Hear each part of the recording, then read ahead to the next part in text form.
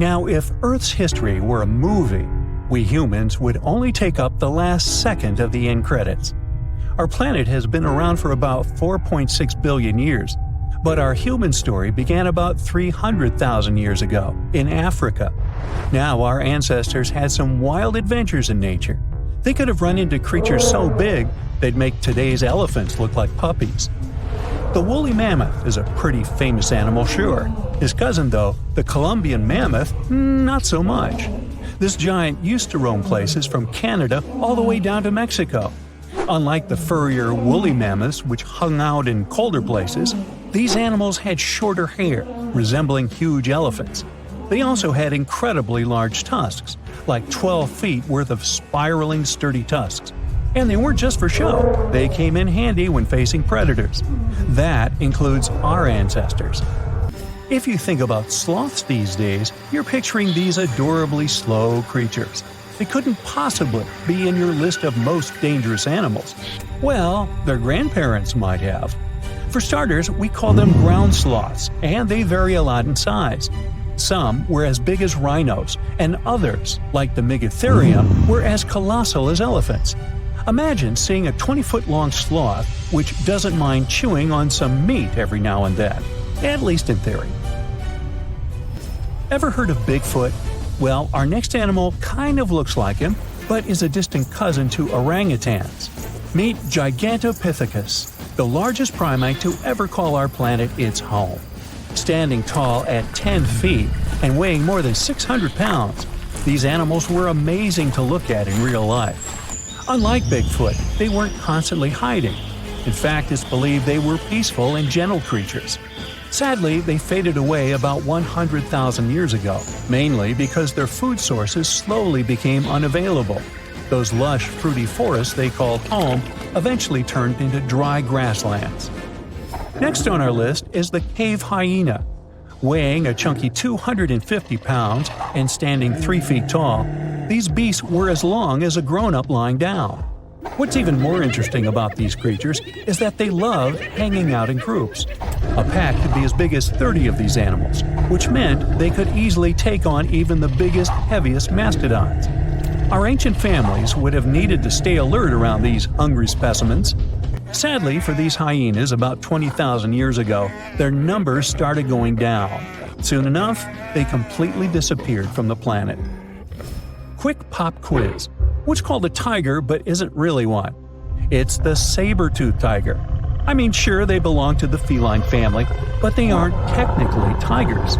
First appearing around 42 million years ago, in July I think, many of their kind were gone before we even showed up. However, early Americans might have bumped into a couple of specimens from this group.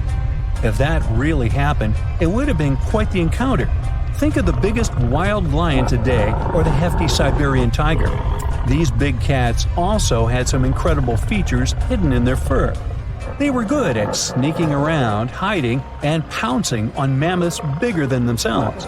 Their bite wasn't that strong, but they could open their jaws wide, like twice as much as a lion. And although their teeth were a bit on the weak side, they had buff forearms to pin down their dinner, giving those big fangs a purpose. Not the kind of kitty you'd want to play with. Dire wolves made their debut about 250,000 years ago. They were like the gray wolves we know today, but a lot stronger.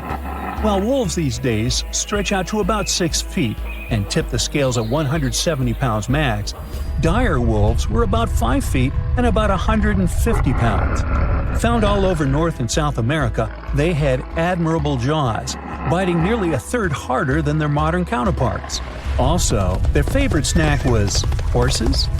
But just like many other majestic beasts of the past, they faded away around 10,000 years ago.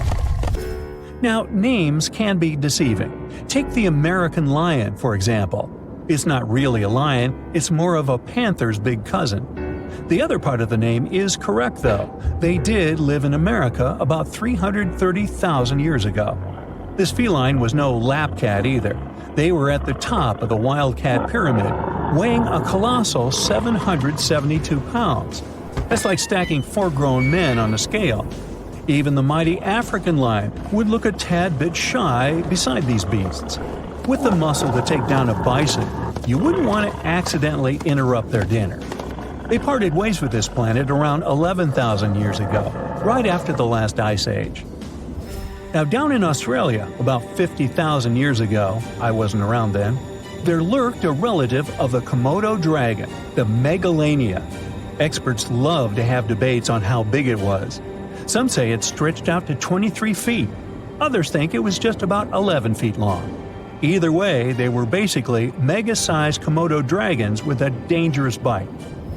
If you think bears are already big and fluffy now, let's introduce the short-faced bear. While this big creature stood on its hind legs, it towered at 14 feet. With long limbs, they could outrun today's bears, hitting speeds up to 40 miles per hour. These ultra bears sadly disappeared around 11,600 years ago. Now imagine a crocodile. Okay, imagine that same crocodile, only supersized, with sporty legs, doing its thing in Australia about 1.6 million years ago. Well, say hello to the quincana. These crocs were extremely large, reaching 23 feet. And no, they weren't lazy river loungers. These creatures really love spending time on land. They evolved to have strong legs for their chases and razor-sharp teeth designed for slicing, not gripping. When did we stop sharing beaches with them? About 40,000 years ago. The name elephant bird might not sound familiar, but try to picture a bird that stood tall, as high as a basketball hoop at 10 feet, and weighed as much as a small car, 1,500 pounds. Their eggs were equally huge, like 150 chicken eggs bundled up into one. Now, as amazing as these birds sound, there's a lot we still don't know about them. They're hard to study, as most extinct animals are. Still, some recent studies have given us some clues. Scientists have been examining ancient molecules from their fossilized eggshells. It's an awesome piece of evidence, since these birdie shells were thick, preserving precious DNA inside. Plus, there are tons of these eggshell fragments sprinkled all over Madagascar's beaches. Because of these findings, we now know these birds were herbivores and loved eating leaves and seeds. We also know the tiny kiwi bird is its closest living relative. Now, dodos were these amazing birds we also used to share the planet with. They're like distant cousins to Asian pigeons. To give you some perspective, imagine a chunky bird weighing about 50 pounds. Similar to chickens, turkeys, and ostriches, dodos were also the types of birds that couldn't fly.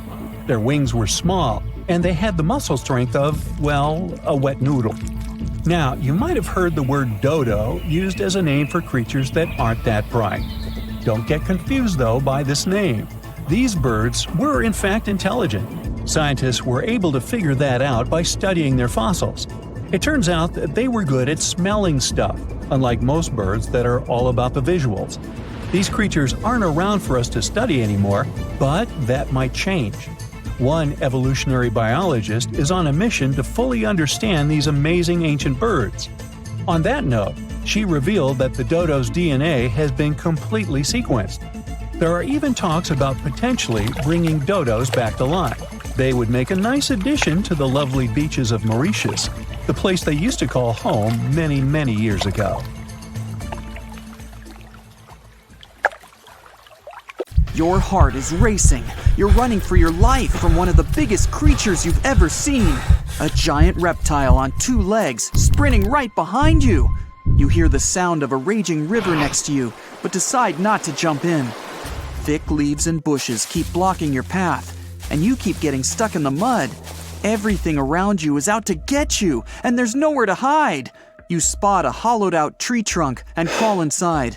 Whatever's out there is getting closer and closer. You hear deep guttural breathing and huge stomping. It's getting closer. You see a large tail from a crack in the tree trunk, swinging and knocking down bushes and small trees. Whatever it is, it's sniffing you out like those dogs at the airport. And right next to your face are giant bugs the size of a house cat. Perfect. You've always been scared to even look at crawly little things, but this one's so close and so big, you can actually see its facial features. It's looking at you like you're the alien. You want to scream, but can't. Then, out of the darkness, more bugs. They're curious things, flicking their antennas all over your body. Okay, this is too much. A bug is one thing, but now a giant centipede thing is crawling your way. Its fangs are the size of your thumb. You dart out of the tree trunk and come face to face with a giant monster. It stops and stares at you, knowing you have no place to go. Claws and teeth the size of bowling pins. That's enough to keep you up at night. It's getting ready to charge right at you. Welcome to the most dangerous period and area in history for a human, the mid-Cretaceous Sahara. This place was thriving around 100 million years ago in what would now be North Africa. Back then, the continents were all arranged differently, and the weather was wild. Extreme storms were pretty common, and temperatures would rise and fall like a Mexican wave at a soccer stadium. Then, sea levels started to rise. Water flooded the Kem region, an area between modern-day Algeria and Morocco. Over the next millions of years, asteroids, volcanic eruptions, and other natural disasters wiped out everything else. Bye-bye, dinosaurs. Thanks for playing. You probably think of the Sahara as one of the most inhospitable places on Earth, but back when it had trees and rivers, it was even more dangerous. The famous River of Giants was a huge river system that stretched from modern-day Egypt all the way to Morocco. The land was flat and not much vegetation grew there, but it was enough for life to exist. Frightening, scary life. That creature you're staring at, it's a giant, scary-looking theropod, and it's out to get you. Imagine a T-Rex-like dinosaur that's more than 32 feet tall and has an epic jawline. Scary stuff. They were the top dogs in the food chain back then. And that's why this place and period in history was so unique. The entire area had an incredible imbalance between hungry dinos and poor little dino snacks. There wasn't enough food to go around. Scientists were never able to find much evidence of herbivores. That means it might have been a royal rumble of carnivorous creatures waiting to pounce on each other at any moment. So, after a while of having a stare-down contest with a giant theropod, a shadow creeps up on you from behind. You're too scared to turn around, but the growling is louder than anything you've ever heard. It shakes you to the core. You turn around and see a Spinosaurus, and that's about all you can see. You know how they always show the T-Rex as the king of the dinosaurs? Well, this one would be, what, the emperor? It stands about 50 feet tall and has a sail of scales on its back, the size of a regular human. Then add in a crocodile-style snout with razor-sharp teeth and some short, powerful legs. Its diet mainly consists of river fish, but it's looking at you like you're a delicious fish taco. The two alphas are now in a standoff, with you stuck in the middle. But before you close your eyes and get ready to be eaten, they begin fighting each other, knocking down trees. You tiptoe your way out of there and run. The further you go, the better, right? Wrong. Not here, because everywhere you go, there's going to be something dangerous. During this period, there was danger in the sky, in the water, and on land. There were small mammals scurrying around here and there, but they mostly stayed in the shadows to avoid danger. After 5 minutes of running as fast as humanly possible, you make it out of the forest and onto an open plain. Bad move. Now there's nowhere to hide. Suddenly, you hear another shriek. You look behind you. Nothing. It's just short grass everywhere. Then you tilt your head up to the sky and see what looks like a giant bird. Only these are technically flying crocodiles. There were plenty of huge pterosaurs that ruled the skies. Alanqua saharica was a flying reptile that may have eaten fish in the river. Those fish must have been tasty. It had a huge wingspan and long, slender jaws. Oh, and it was the size of a small bus. This one found you and is racing down to catch you. You run for your life, again. And this time, there's no place to hide. Suddenly, you feel talons grasping onto you and you're lifted off the ground. You soar up. If you weren't scared out of your mind, you might have noticed how beautiful the giant river channels below you are. The Elanquo maneuvers like a fighter jet, headed for the mountains, dodging all obstacles. You see a large nest with some mini beasts in it. They're hungry and as large as you. Not a great combination. You try to break free, but it's impossible. The creature drops you in the middle of the nest and flies off. You try to cover yourself, but the little ones keep pecking away. It's only a matter of time before it's too late. You look down below you and see the river. You can't tell how deep it is, but it's got a really strong current. You're out of options. You dive into the raging river and get dragged along with the current. Safe for now, ish. Imagine it's 2021. You're walking along one of the hottest and driest places on Earth, the middle of the Sahara Desert, only to find fossils of oversized fish. They ranged from bite size to bus size. Even freshwater sharks lived there. These weren't your average little fishies. Judging by their teeth, those guys meant business. You might even find a giant sea turtle swimming around. Okay, back to your wacky adventure. Luckily, you wash up on a safe sandy part of the river where you're able to relax. You drink some river water and try to find a safe place to make camp. Every noise you hear makes you jump. You sit down and try to enjoy the calmness of ancient Earth. Just when you feel you can finally catch your breath, you see a Spinosaurus walking along the river on the prowl.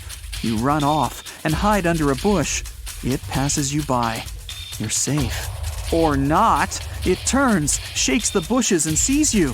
Just then, a large boom scares it away. It's the sound of you jolting awake. You turn on the light and see your cat staring at you. Those dinosaurs seem so real, probably because of that documentary you were watching right before bed. The entire mid-Cretaceous ecosystem depended on rivers for daily life. Just like all ancient civilizations, rivers were essential for the creatures of the time. And very recently, scientists discovered a new species of snakes that went extinct back then, with no known descendants. To understand these ancient ecosystems, it's important to know a lot about fossils. You might find two different fossils side by side, but those animals might have lived millions of years apart. Australia used to have its own giants. Those were huge animals that could have dwarfed anything living on this continent these days. Scientists found the remains of many of those ancient creatures in the Narracuta Caves in South Australia, 4 hours away from Adelaide. It's a lovely region, but it can be treacherous. Watch out for holes the ground is pocked with. Known as pitfall traps, many of them are no wider than a coffee table. They're deep and plunge into the darkest of caverns. One of such caverns is called Victoria Fossil Cave, and it's a treasury that's been hiding the bones of around 45,000 animals for centuries. Some of the oldest bones belong to creatures far more terrifying than any animal you can encounter today. Those were the ancient Australian megafauna, huge beasts that roamed the continent during the Pleistocene epoch. During those, there were giant snakes, huge flightless birds, wombat-like creatures the size of a rhinoceros, and many others. One of the largest examples of the Australian megafauna scientists have discovered so far is the Diprotodon. That giant herbivorous creature was 10 feet long and 6.5 feet tall, and weighed more than 6,000 pounds, about as much as a small Asian elephant. Even though this terrifying beast didn't eat meat, it could have smashed other animals with its sheer weight. Scientists have found the remains of hundreds of such creatures all over Australia, so it's safe to say that no other animal from that time or in that location was larger than this giant. Despite its creepy appearance, the Diprotodon was a relative to the modern-day wombat, and those are known to sometimes pounce humans. The Diprotodon had toes that pointed inward and were well suited for digging burrows. On the other hand, Diprotodon was a giant, and it was unlikely that it used to do so. It was likely a trait it had inherited from its smaller burrowing ancestors, or it could have used its claws to search for roots. This theory is supported by the fact that the animal's pouch was facing backward. It prevented any dirt from collecting inside while the creature was digging. Since this animal was so big, it didn't have to worry much about predators. Up until 60,000 years ago, when the first humans appeared on the continent, full-grown Diprotodons only had to look out for creatures like the quincana. Measuring in at a whopping 20 feet long, the quincana was a land crocodile. It lived in Australia from around 20 million to 40,000 years ago. It disappeared along with most other mega creatures of the last ice age. It's thought to be the result of the first humans coming to the continent. Even though the quincana was extremely fast and dangerous, it was possible that this creature got outcompeted by human hunters who took all available prey. Unlike modern crocodiles that are mainly aquatic, that mighty beast was a land dweller. Scientists figured it out by studying the quincana's legs. They were able to support and carry the body clear off the ground. It means there was no escape for ancient people once the quincana spotted them. Modern crocodiles can only push themselves along on their bellies. Such an adaptation allowed the quincana to chase its prey for long periods of time, exhausting it in the process. Another creepy feature of this ancient monster was its teeth. Aquatic crocs have conical teeth. Those are great for gripping and holding on to prey underwater. But quincana had knife-like teeth, ideal for slicing soft-bodied animals like, mammals. Another Australian monster, Titanoboa, wasn't all that large, but it didn't make it any less terrifying. It was still among the top predators and the biggest carnivorous animals in Australia. This creature was a true oddity of nature, even by prehistoric standards. First, its teeth resembled not those of a regular predator, but those of a rodent. Its front incisors were enlarged, taking the place of canines. Premolars were also shaped like blades. They were used for cutting flesh and bone. At first, scientists thought that Titanoboa used those teeth to eat nuts and fruits. But later, a study showed that the use of such teeth was better suited on necks and spines. The jaws of this ancient creature were immensely powerful. A 220-pound Titanoboa had a bite force similar to that of a present-day 550-pound lion. It means that the animal could easily bring down prey much larger than itself. Then there was Titanoboa's tail. It had strong muscles which provided the animal with the ability to use the tail as support when tackling large prey. The Titanoboa had retractable claws, and this feature is very uncommon among marsupials. It allowed the animal to keep its razor-sharp hooks from getting blunt and could help it get a better grip on its prey. Scientists are quite sure that, like today's leopards, the Titanoboa could climb trees and jump on other animals from above. It was done so fast and stealthily, they never knew what hit them. The creature's rear feet support this theory. The first toe there was reduced, but the foot had a rough pad like what modern-day possums have. It allowed them to have a better grip while climbing. Right after scientists found the first skull of the Megalodon, this animal was classified as a lizard. That's why its name translates to small groomer. But after they discovered more complete fossils, it turned out that the Megalodon was a giant turtle.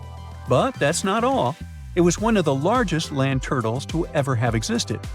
The main reason researchers initially believed the creature to be a lizard was the fact that its skull was adorned with a series of spikes.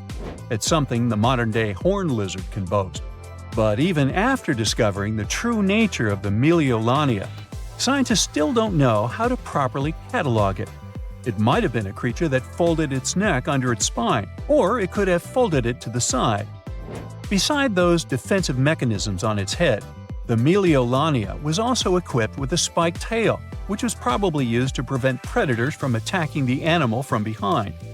Most species of the Megalodon disappeared around 2,000 to 3,000 years ago because of humans who hunted them to extinction in both Australia and on the surrounding islands.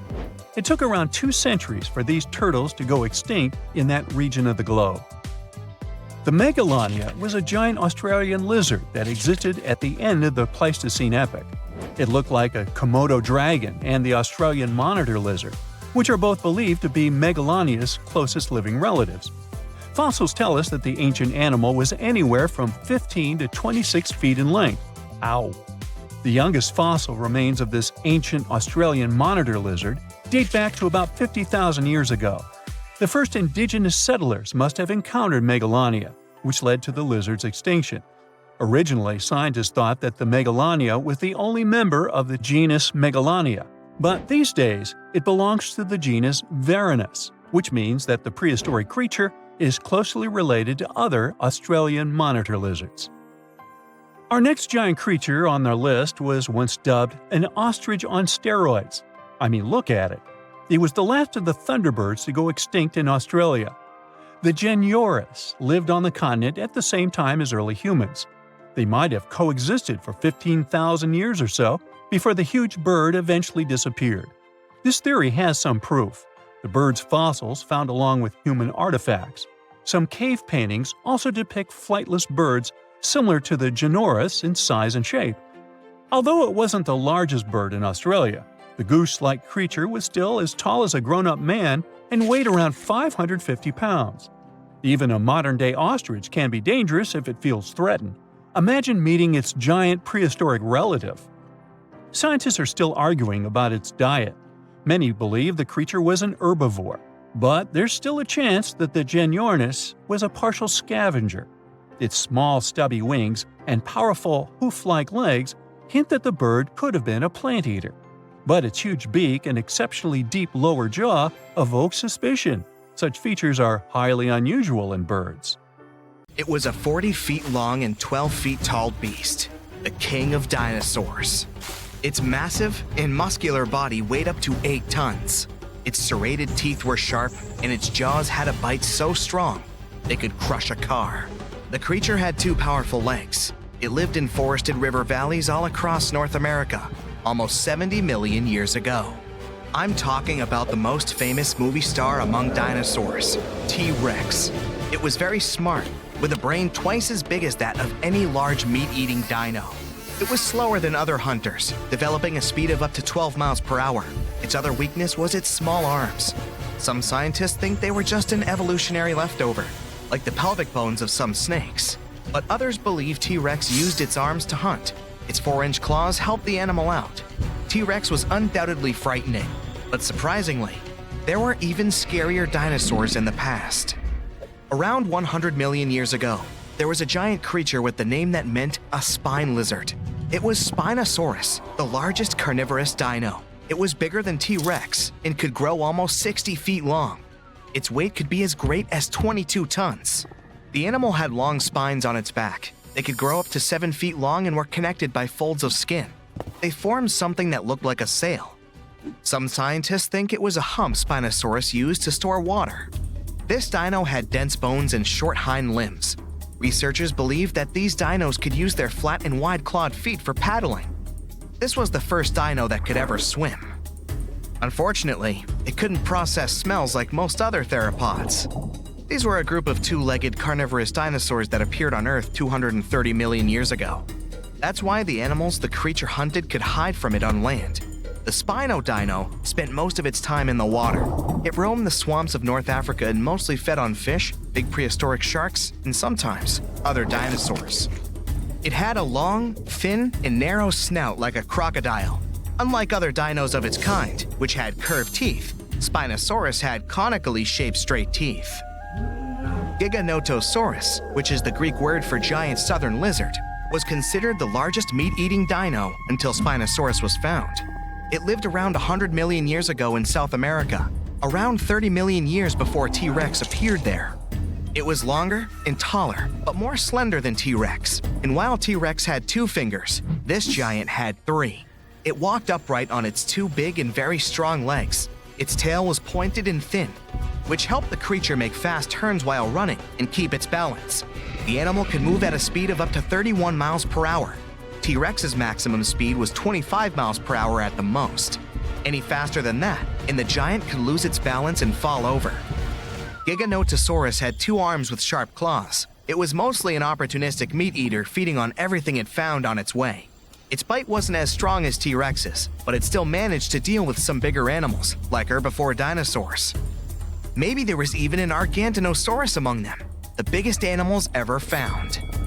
It's hard to imagine how Giganotosaurus could take down a 50-ton beast on its own. That's why scientists think they may have hunted in groups. The animal's only weakness was its small brain. It was twice smaller than T-Rex's. This means the T could at least win a chess game. Big retractable sickle-shaped claws in the creature's feet are great for cutting.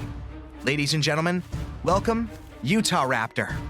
That's a mini T-Rex that lived 125 million years ago. If a big T-Rex was coming for you, You could hide under a rock or some other place where it wouldn't be able to reach you. But there would be no place where its mini version couldn't follow you. Discovered in Utah, strong, toothy, and armored with huge claws, more than 9 inches long, an adult Utah raptor was 20 feet long and 5 feet tall at the hip. These creatures were covered in feathers. This is why fully grown animals look like gigantic turkeys. The Utah raptor's main weakness was their size. They were a bit smaller than many other dinos, but these guys made up for that by hunting in packs. Allosaurus, which means a different lizard in Greek, was a massive carnivore reaching 40 feet in length and weighing 2 tons. It roamed the Earth around 150 million years ago. Similar to T-Rex, this dino had strong back legs and a large snout. Its mouth was full of sharp teeth. The animal easily lost them when eating, but they usually grew back. Allosaurus was already fully grown by the age of 15, and its lifespan was around 28 years. The creature had a short neck and a long, narrow skull, disproportionately big compared to the rest of its body. This dino also had a pair of horns above its eyes and ridges along the top of its nasal bones leading to those horns. Allosaurus chased big herbivore dinosaurs. When several Allosauruses gathered in a group, they could take down even such colossal creatures as Apatosaurus. But scientists still doubt if they could cooperate, because these dinos were generally not too friendly toward one another. Some of the animal's bones had an hourglass shape, which made them lighter and reduced their strength. They were similar to the hollow bones modern birds have. Another weakness of this dino was its bite. It was less powerful than that of some modern animals, like lions, alligators, or leopards. Scientists think Allosaurus may have used its skull as a hatchet. The Rhizinosaurus was one of the freakiest dinos out there. It lived 100 to 60 million years ago. It had a very small head and bizarre feet with 4 toes, unlike their ancestors that had 3. Its body was covered with feathers. This weirdo had the longest claws scientists have ever recorded. They were 3 feet long each. These claws were curved and sharp. The dino used them to collect plants for lunch. Scientists are still not sure if this creature was a herbivore or carnivore, or both. The dino had a long neck. There were no teeth in its upper jaw. Its wrist bones were like the ones modern birds have. The Rhizinosaurus might have evolved from a meat-eating to plant-eating animal throughout time. Unfortunately, in comparison with meat-eaters, herbivore dinosaurs were much weaker, and still, those claws could make its enemies think twice. High-spined lizard, or a Acrocanthosaurus, lived 110 million years ago. It was 2 feet shorter than T-Rex but had a similar body structure. Like T-Rexes, these creatures often went after bigger and more challenging animals. For example, with those backbones so hard, it seemed as if they were carrying a giant turtle shell, like Ankylosaur. The high-spined lizard was very territorial. It had a brain shaped like the letter S and an excellent sense of smell. What made a Acrocanthosaurus vulnerable was its small arms. And still, the creature used them to hunt other animals surprisingly well. The dino pulled its catch close to its torso, which was like a hug you wouldn't be able to escape from. Diplodocus lived 150 million years ago. The 90-foot-long creature was possibly the longest dinosaur ever. Its tail, which could reach 46 feet in length, was the longest tail of any animal ever. And its neck was more than 20 feet long. The underside of the dino's tail had 2 rows of bones, which made the creature even stronger and more mobile. Diplodocus didn't look scary, long-necked, gentle, peacefully munching on plants, until it used its tail like a whip, making even the scariest meat-eaters back away. This tail was the center of the dino's mass, which was why Diplodocus could move very quickly. Scientists first thought, this is a lizard-like animal, but its posture was more like that of an elephant. Plus, Diplodocus had nasal openings on its forehead.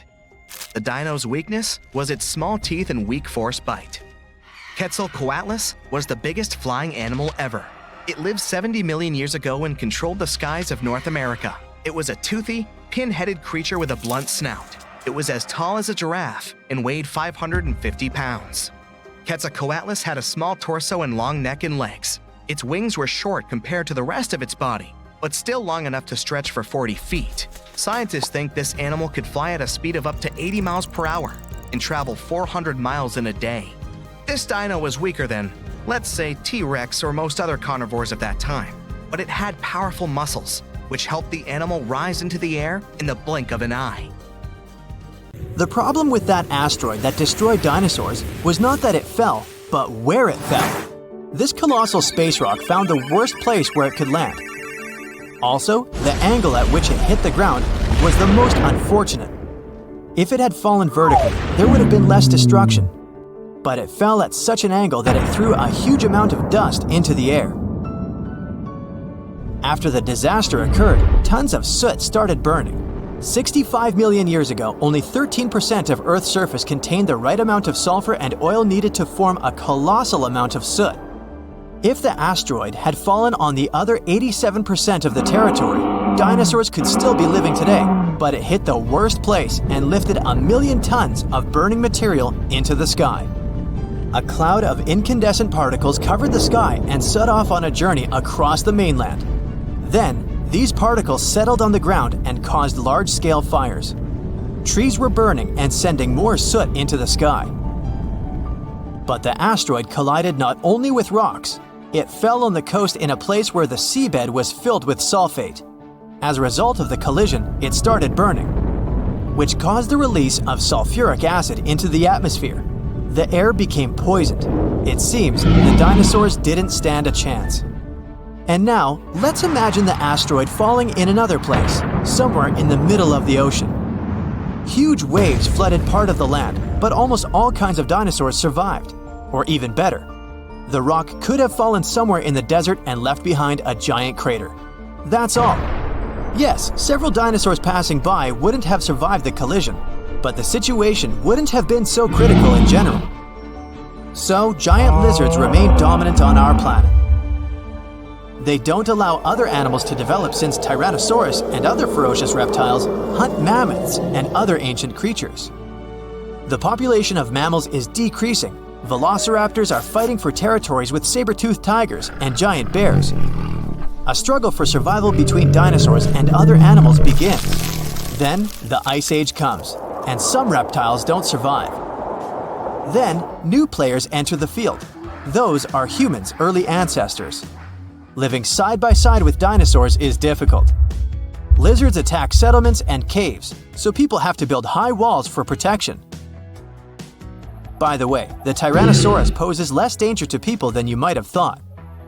According to the latest research, many creatures were able to run away from this monster. Yes, you probably saw how easily they caught up with cars in the movies, but it wouldn't be as scary in reality. Paleontologists and biologists have analyzed the strength of dinos' bones and found out that the creature couldn't reach high speeds. The maximum it was capable of was running twice as slow as a field athlete. Thousands of years have passed. People have learned to live with dinosaurs. They've even managed to tame some lizards. They've domesticated herbivorous dinosaurs to develop agriculture. Triceratopses and bulls now plow fields together. Imagine farms swarming with diplodocus or brachiosauruses. People climb their long necks and pick fruit from high trees. Stegosauruses protect pastures from wolves and velociraptors. Dinosaurs with shells, such as ankylosauruses, help people across deserts. They, along with camels and donkeys, carry heavy loads. People share the planet with ancient lizards and live in harmony. The situation in the seas and oceans is much worse. Sea reptiles attack wooden ships and catch all the fish. Imagine that you're sailing to another continent with tons of grain, fabrics, fur, and other goods. And then a giant mosasaur appears on the horizon. It's one of the most powerful sea lizards. A great white shark looks like a small fish next to it. The creature could easily defeat a megalodon. And then it comes across a wooden ship. It bites into the deck and pulls the whole boat underwater. Water dinosaurs are the main obstacle to communication between countries. This slows the progress down for 100 years. People built metal ships to withstand the attacks of the mosasaur. And finally, they managed to establish sea connections. A similar problem occurs when the first planes take off into the sky. Imagine you're flying on a passenger Boeing. You look out of the window and see a pterodactyl. Ah, wait, it's impossible. These winged lizards aren't so fast, but they can catch up with a helicopter or some old biplanes. This poses a serious threat to flights, so people install sound protection systems on board each aircraft. Pterodactyls hear irritating ultrasound from a distance and fly as far away from it as possible. People equip submarines and ships with the same sound shields. Then, after people have learned how to defend themselves from dinosaurs, another problem appears. Lizards are the kings of wildlife, so they displace all other animal species. Dinosaurs run across African savannas, and lizards with fur live in cold winter forests. Lions, wolves, and bears are not the rulers of the wild. Rhinos fight with Parasaurolophuses. Stegosauruses attack hippos and take away their territories. Venomous dinosaurs live in jungles. Lizards that can climb trees scare monkeys. Imagine a reptilian ape jumping from one branch to another. To save regular animals from extinction, people have to control the population of predatory reptiles. Huge parks and nature reserves appear in all countries. People transport dinosaurs there and separate them from other wildlife. Dinosaurs seem to be completely under control. When the danger caused by giant reptiles passes, people begin to breed smaller, harmless lizards. Someone buys a chameleon, and someone keeps a Microceratus at home.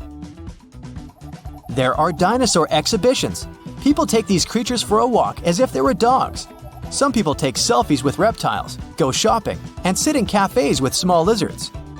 Dinosaurs aren't formidable now. They're kinda cute. People ride horses, camels, Parasaurolophuses, and Pachycephalosauruses. Of course, many have tried to tame velociraptors, but failed. Those are dangerous reptiles and they don't know how to obey. Taming them is almost as difficult as taming an alligator. But dogs and cats are still more popular because they're more intelligent. The brain of a dinosaur is almost the same as that of a chicken. But who knows, if they had lived to this day, perhaps they would have evolved into smarter creatures.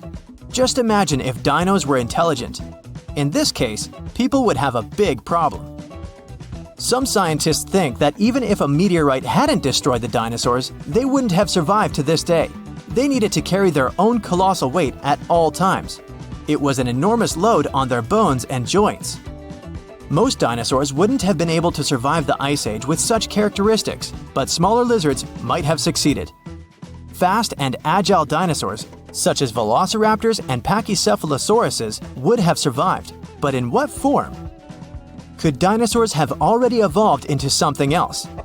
Look at the good old chicken. Many scientists believe it's a direct descendant of the formidable Tyrannosaurus. Somewhere deep inside the bird's DNA, there are genes that the dinosaur had. Yep, it's hard to believe, but look at the chicken's body structure and how it walks. Remove the plumage, cover the creature with scales, and give it toothy jaws instead of a beak. And now, you have a mini T-Rex in the coop. And by the way, not only chickens might be the relatives of giant lizards, many birds are dinosaurs' living descendants. Surprisingly, alligators, snakes, crocodiles, and monitor lizards are not as close to ancient reptiles as pelicans, storks, and other flying creatures. Over millions of years of evolution, the paws of dinosaurs turned into wings, and toothy elongated jaws ended up as beaks. The genetics of birds is the key to understanding dinosaurs. Pelicans are similar to pterodactyls, ostriches to velociraptors. Perhaps many other animals also share some genes with ancient lizards. If the meteorite hadn't fallen, all dinosaurs would have evolved into completely different, unusual creatures. Scientists want to carefully study the DNA of birds and try to reverse evolution with the help of genetic engineering. They hope to breed dinosaurs out of eggs one day. But to do this, they need to find a specific genome that hasn't changed over tens of millions of years. It hides in the DNA. And it's not so easy to find it and extract it. Do you think we will see powerful reptiles by 2050? Hey, it's possible that Jurassic World is not just a fantasy. Dinosaurs could really be walking, swimming, or flying around somewhere out there, but not on Earth. Some scientists think there may be planets far, far away from our solar system where slightly different versions of T-Rex and other dinosaurs live. They got the idea based on the fact that our planet used to have about 30% higher oxygen levels than today. That's why complex and intelligent life forms like dinosaurs could develop in the first place. They also want to explore basic building blocks that are the reason why we have life on Earth. These building blocks are something we know as amino acids. They make proteins, sugars, and genetic material, RNA and DNA. They're consistent and mainly exist in one shape or orientation. There are two ways they can be oriented, right and left. That means they mirror each other, just like our hands. It's something we call chirality.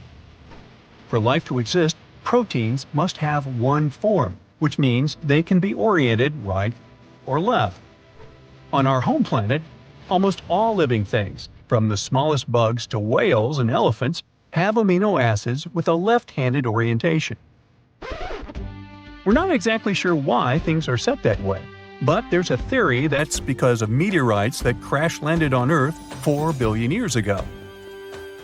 They brought specific kinds of amino acids and some other organic materials to our planet, and somehow set the pattern we have today.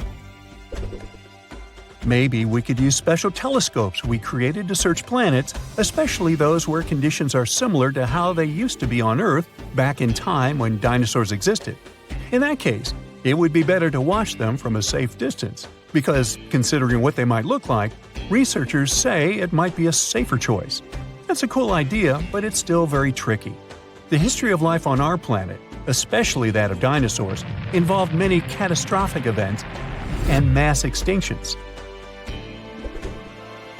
There's always more room for new theories about dinosaurs. One of them says oil comes from dinosaurs. Interesting, but not true.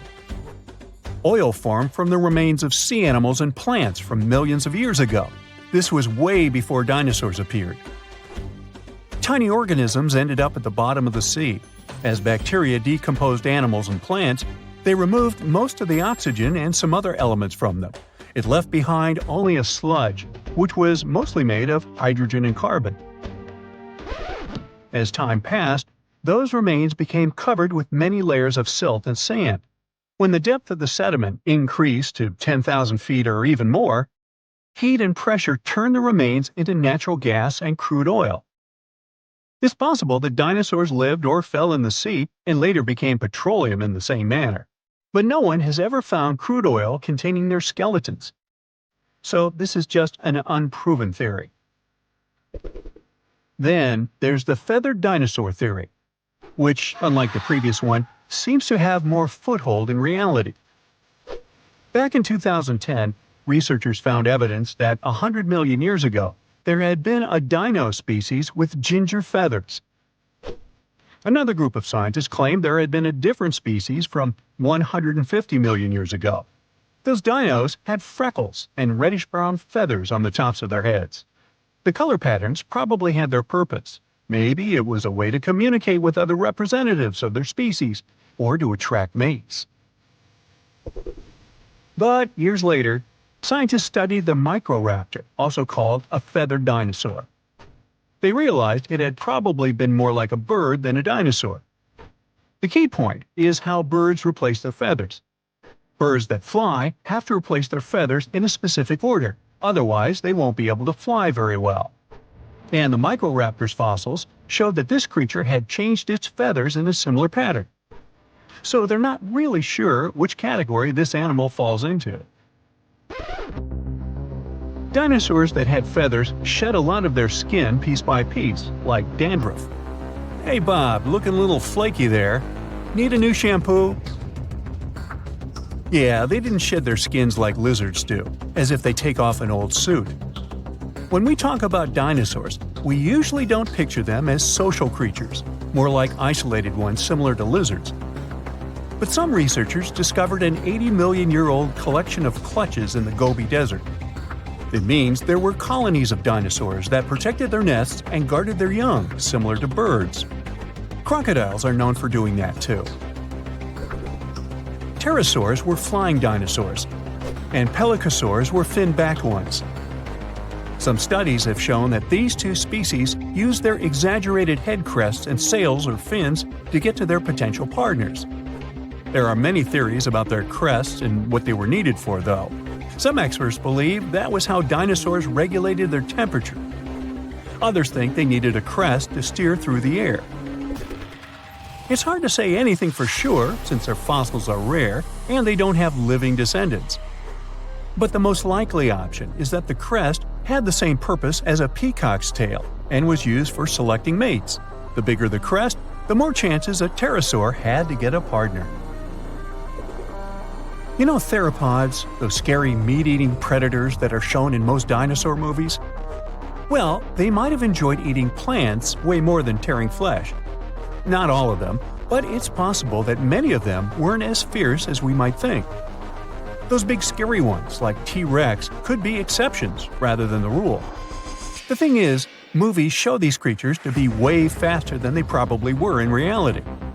They could probably run just a little bit more quickly than the average human runner. Scientists study the diet of coelurosaurs. Those seem to be the closest relative to birds. It was hard to figure it out because some of the dinos from this group had peg-like teeth, or in some cases, no teeth at all. To understand what they ate, researchers had to look for direct evidence and check if there was anything in their stomachs. And after they discovered certain things, including a beak with no teeth, they realized these fellas had followed a vegetarian diet most of the time. Even some famous ones, such as velociraptors, could be just innocent plant eaters and not terrifying beasts from Jurassic Park and our childhood nightmares. Over 10 years ago, scientists found fossils of a small dinosaur. It was a creature as big as a parrot with long legs. It came from a family with some of the most famous predators we know about, such as T-Rex and Velociraptor. Most dinosaurs that lived on land had 5 fingers, but later some of them ended up with fewer fingers. This new one they discovered was special because instead of having 3 fingers, which was more common for its family, it had just 1 finger with a sharp curved nail at the end of each front limb. This creature probably used this 1 finger to dig into insects' nests to feast. Even though we know all about the asteroid that wiped out dinosaurs, some have other theories. One paleontologist even had an idea that dinosaurs had possibly reached their end because they had been eating one another. This especially worked for ancestors of fierce, scary predators such as the Tyrannosaurus rex. It's possible they ate so many eggs of other dinosaurs that many species just went extinct. Once they started eating the eggs of very big dinos that we know as sauropods, it's possible they started getting bigger too. And no dinosaur mother could stop them from eating her eggs because she couldn't be around all the time. There were other big predatory animals that ate eggs, even early mammals. But in any case, later research showed dinosaurs couldn't have eaten enough eggs to have caused mass extinction. And that's all I have to say about that.